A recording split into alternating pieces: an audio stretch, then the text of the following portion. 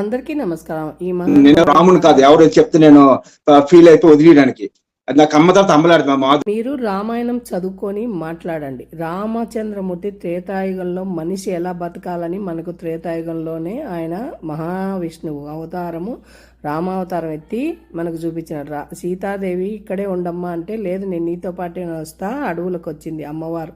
అంతటి మహాతల్లి. అలానే 10 నెలలు ఒకటే బట్ట కట్టుకొని ఆమె కూర్చుంది. 1 నెల మాత్రమే టైం ఇస్తా, నన్ను తీసుకపోండి అని హనుమాకు చెప్పింది. అలానే రావణాసుడు వచ్చి నువ్వు నా రాజ్యానికి రానిగా అంటే గడ్డి పీస్ ఉంటుంది కదా పక్కన కూర్చోంటుంది, అది పీకి చూపించింది, నువ్వు దీనితో సమానం నాకని. అలాంటిది సీతమ్మ గురించి మాట్లాడే అర్హత రామాయణం మహాభారతం మీరు ఫాలో అయ్యి మాట్లాడండి.